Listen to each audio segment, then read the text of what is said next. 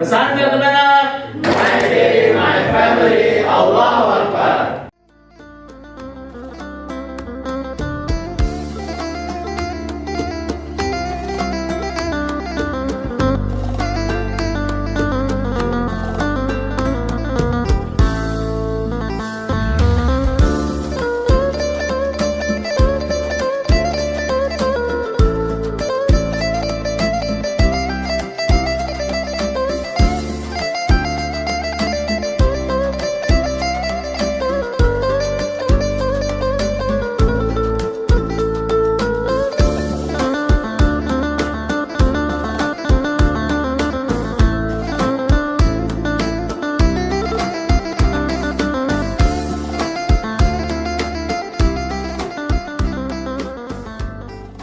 Sesungguhnya yang harus kita bisa ambil untuk kekinian terkait dengan tahun baru Hijriah sekarang ini 1444 Hijriah ini, maka saya ingin semangat Hijriah adalah merupakan semangat perubahan.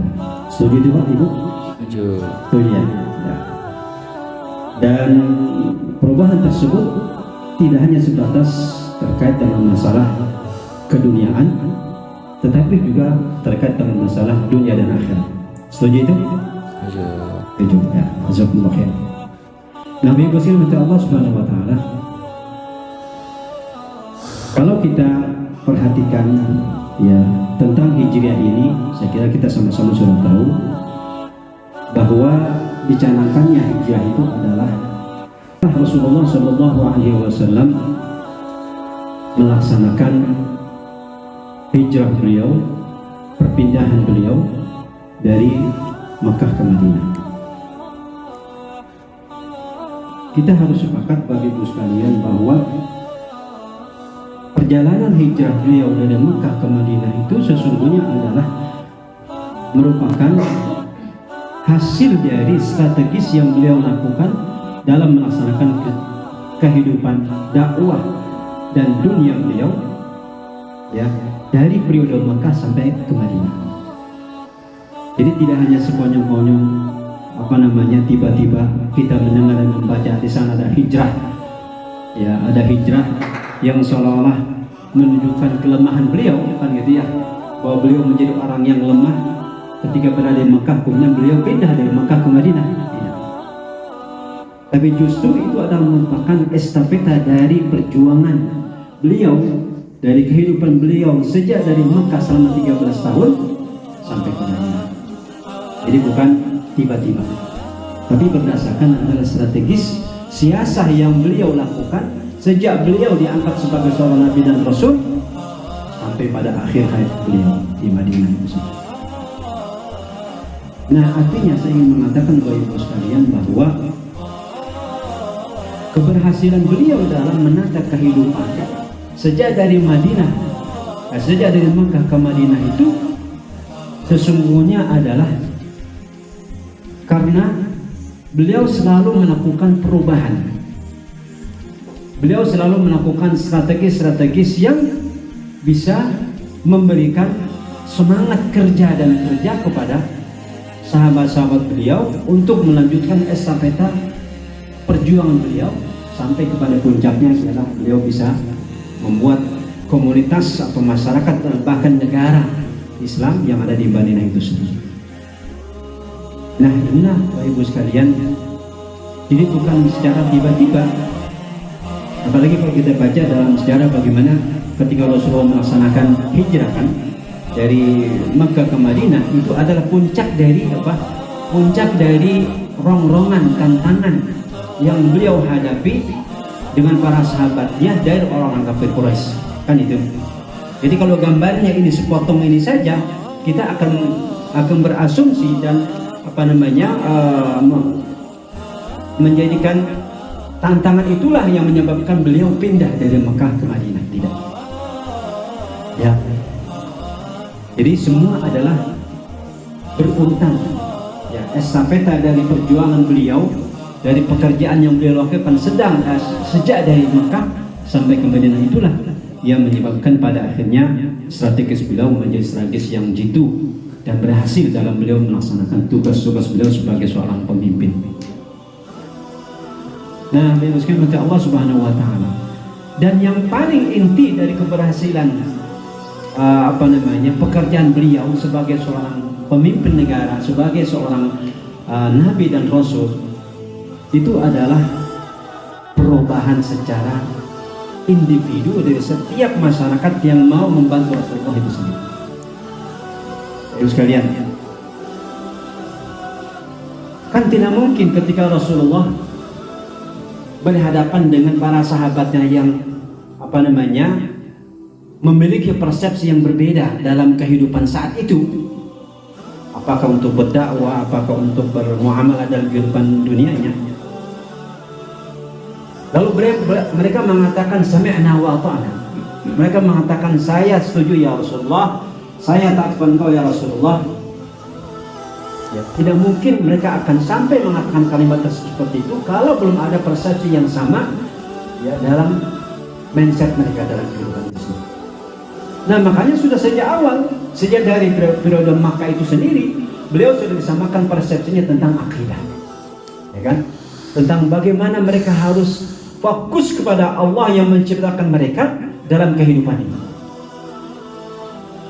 Ya kan, yang sebelumnya kita bisa melihat bagaimana kehidupan mereka ya yang tidak fokus berhadapan dengan Tuhan-Tuhan yang saat itu ratusan Tuhan ya yang mereka sembah.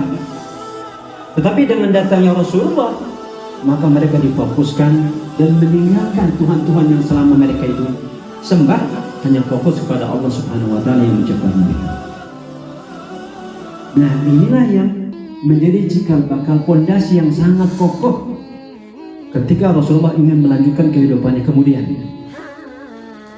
Bapak Ibu sekalian, kita bisa bayangkan di Mekah saja yang selama 13 tahun itu sebelum terjadi hijrah ya ke Madinah, bagaimana para sahabat diperintahkan untuk meninggalkan rumah mereka, tempat mereka, dan bahkan mungkin bisnis mereka untuk pindah ke Habasyah. Kan yang hijrah itu 3 kali ya, 3 kali hijrah, bahkan keempat kalinya adalah ke Madinah. Ke Habasyah 2 kali, ke Taif sekali, yang terakhir adalah kemana? Ke Madinah. Kita bisa bayangkan itu sekalian, dalam suasana yang seperti itu ya, Abdurrahman bin Auf, kemudian para sahabat-sahabat yang terkenal saat itu, untuk mereka meninggalkan Makkah dalam rangka ngapain? Dalam rangka mereka untuk menyelamatkan akidah dan kehidupan.